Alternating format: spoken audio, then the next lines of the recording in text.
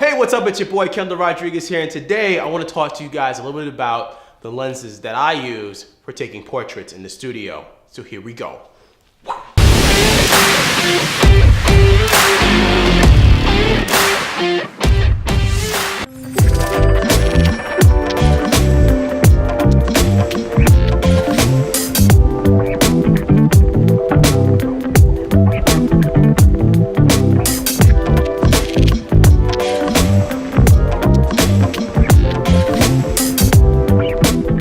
Alright, so today I want to talk to you about what lens do I use for portrait photography work. This is the 85. I'll take this right off of here. Now this applies for any camera brand that you have, okay? This could be for Nikon, Canon, Sony, Fuji. And if you have an 85 or 85 equivalent lens, this lens here is a Sigma Art lens. It's a 85 1.4.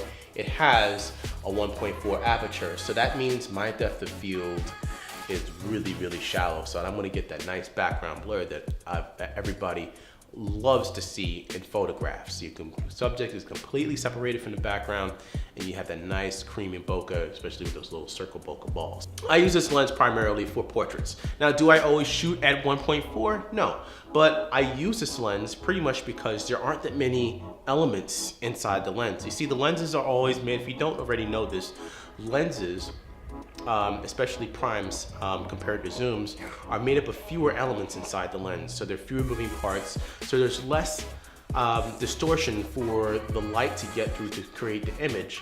Now, as opposed with a zoom lens like the 70-200 2.8, this one on the other hand has more elements, so the image may not be as sharp as the 1.8. 7200 is good, it's good for certain applications, but for portraits, this is probably the better one because you actually get the most sharpest picture.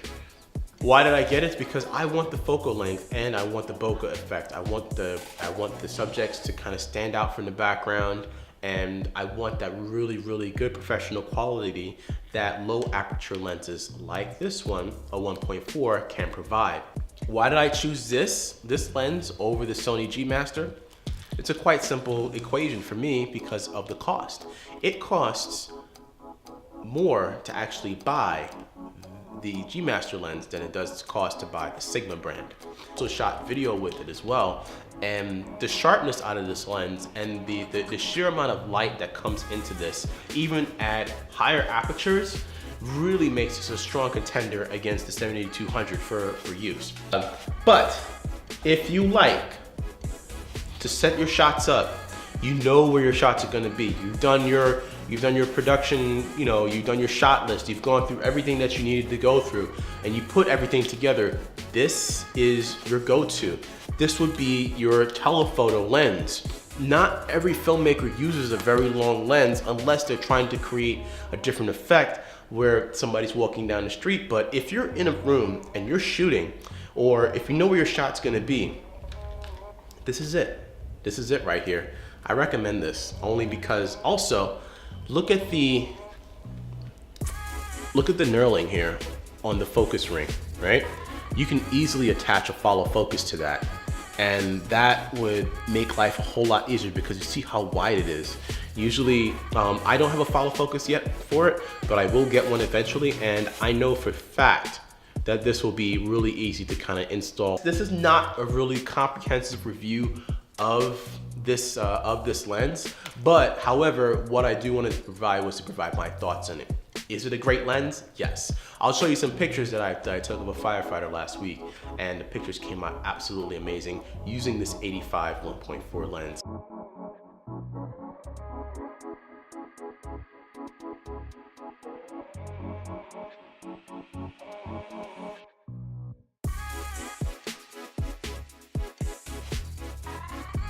So that's it for my thoughts on the 85 1.4 lens. Should you go out and buy it? Should you go out and buy it and make sure that you can save some money instead of buying the G Master? Or, and if you're not a Sony shooter, I suggest that you pick one of these up. If you can't, you can go for the 85 1.8. That's also a great lens. You may lose a stop or two, but you still have that focal length and you'll still be able to get the background blur. you know, also save you, a good $1,000 as well. So, but for me, as a professional, as for myself, for my own personal preference as a photographer and image maker, the 85 1.4 from Sigma fits the bill for me nicely. All right, folks, thanks so much for watching. Let me know what you would like to see more of on this channel. I'm more than happy to read your comments. Leave a comment down below. Hit that subscribe button, smash it if that's something that you're into, and I look forward to seeing all of your smiling faces on the next video. Thank you so much for watching. This is your boy K-Rod. I'm out.